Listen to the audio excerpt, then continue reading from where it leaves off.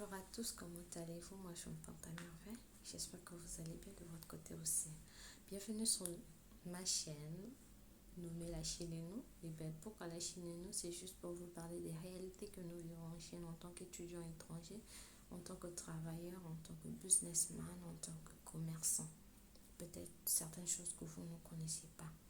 La vidéo d'aujourd'hui, comme l'indique le sujet, le titre plutôt, la question m'a été posée par un des abonnés.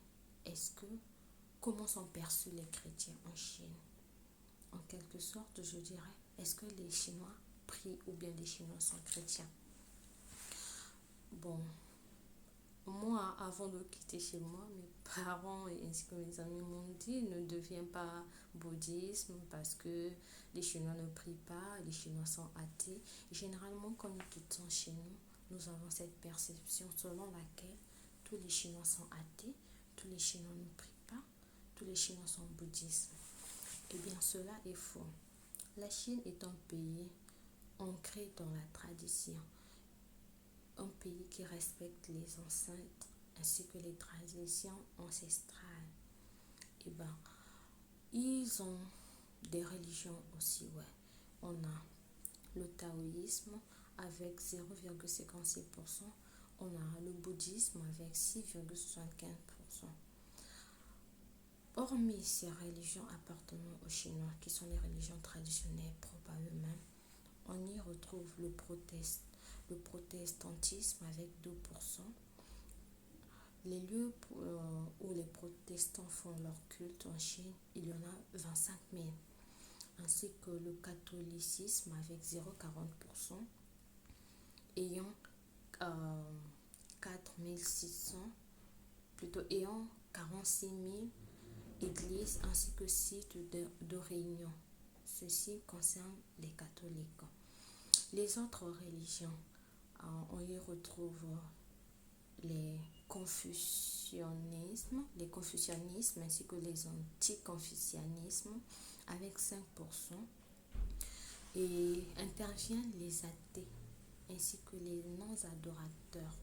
Les athées et les non-adorateurs sont juste ces Chinois qui ne croient pas en Allah, qui ne croient pas en Dieu, qui ne croient pas au confucianisme. Qu'est-ce que le confucianisme? Le confucianisme est une théorie basée sur les entretiens de Confucius. Je pense que vous avez déjà entendu parler de Confucius. Eux, ils vivent leur vie en suivant les traces de Confucius, ce qui avait eu à dire, et ainsi de suite. Donc, ceux-là ne croient pas en Dieu, en Allah, ni au confucianisme. Comme je l'ai dit il n'y a pas très longtemps, la Chine est basée sur les religions traditionnelles. Alors, les pourcentages que j'ai donnés concernant le catholicisme, le protestantisme, l'islam, comment ont-ils pu atteindre ces pourcentages, sachant que ce sont des pays, ce sont plutôt des peuples qui sont censés avoir une religion uniquement traditionnelle. Et bien, ces religions sont venues d'ailleurs, comme nous, en Afrique, nous avions nos propres religions, mais les religions protestantisme et catholicisme eurent à venir en Afrique, et dès lors, certaines personnes ont commencé à croire en ces religions, abandonnant leur propre religion. C'est le cas avec le protestantisme et le catholicisme en Chine. En effet, c'est au 7e siècle que l'islam fut introduit en Chine par le biais des marchands en majorité persans. Ils sont entrés en Chine par la voie de la route de la soie. Je pense que vous en avez entendu parler car Jackie Chan a eu à faire une vidéo, un film sur la route de la soie. Donc, l'islam est rentré en Chine par la route de la soie. Vous allez vous demander alors si l'islam est rentré en Chine par la route de la soie, oui, au 7e siècle. Qu'en est-il du catholicisme et du protestantisme? Le catholicisme est rentré en Chine, bon, je ne dirais pas trop catholicisme, mais les chrétiens entrent en Chine au 7e siècle aussi. Ils entrent en Chine au 7e siècle, mais après le 7e siècle, 8e, 9e, 10e, 11e, 12e, 13e siècle, on a eu la présence des franciscains ainsi que des jésuites qui sont venus en Chine. Donc parmi eux, il y avait des catholiques qui ont ramené cette religion en Chine. Passons au protestantisme.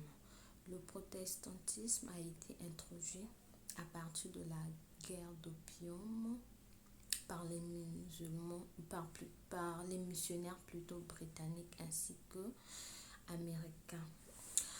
J'ai introduit premièrement les différentes religions en Chine. À la question de savoir comment sont perçus les chrétiens en Chine, je dirais que les chrétiens sont perçus d'une façon assez normale. La preuve en est que quand nous faisons des inscriptions sur les sites scolaires, il y a toujours une cage où on demande de quelle religion vous êtes. Vous allez cocher. Si vous êtes catholique, vous allez écrire. Si vous êtes protestant, si vous êtes de l'islam, vous allez cocher.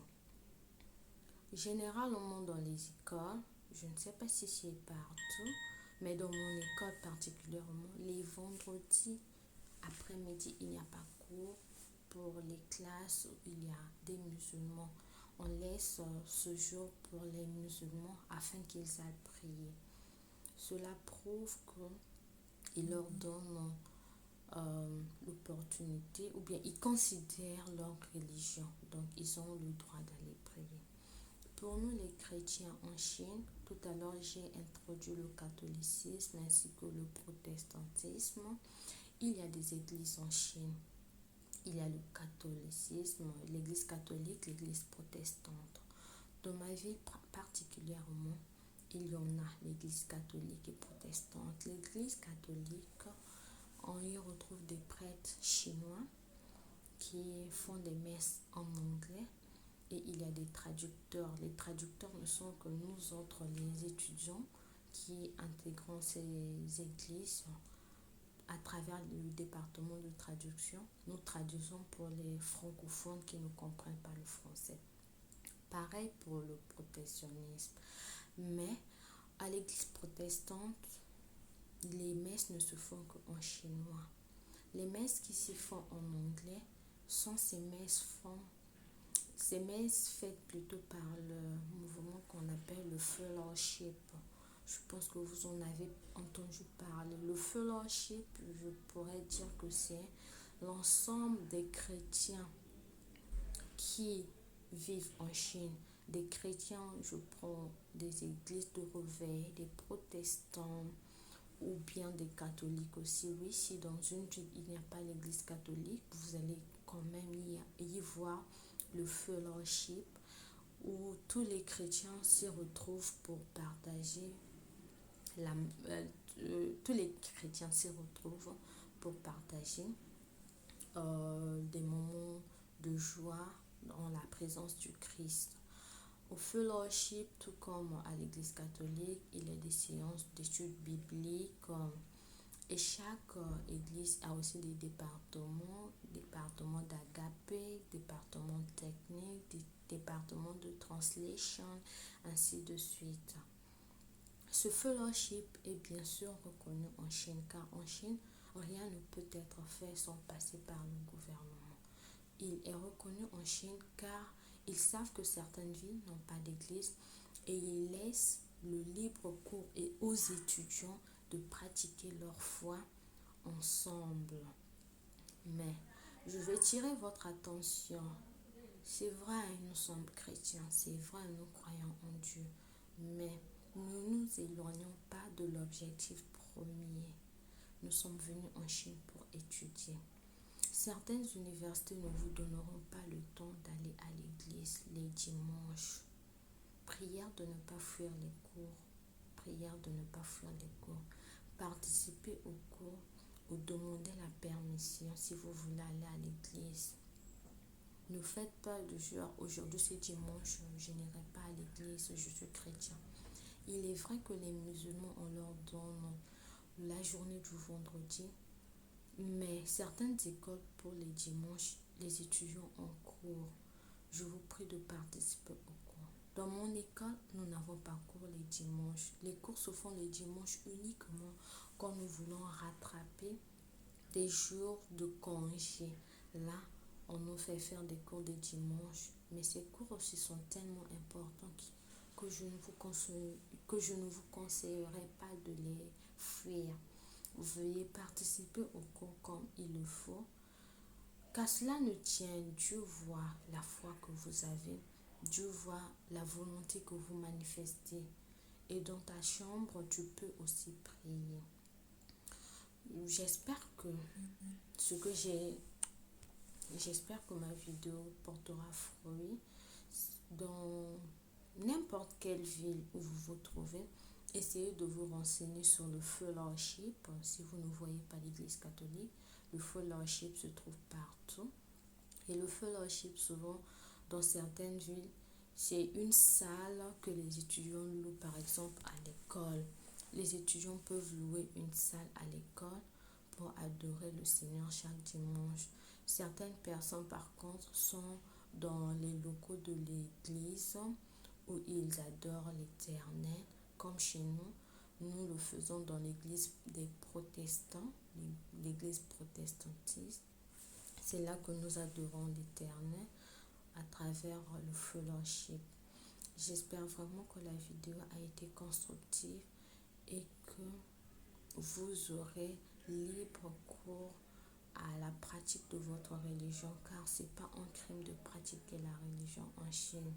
Qu'à cela ne tienne, certaines écoles font faire signer des documents aux étudiants leur disant de ne pas pratiquer la religion. Certaines écoles dont j'ignore les noms, mais j'ai eu à entendre cela, que certaines écoles ne le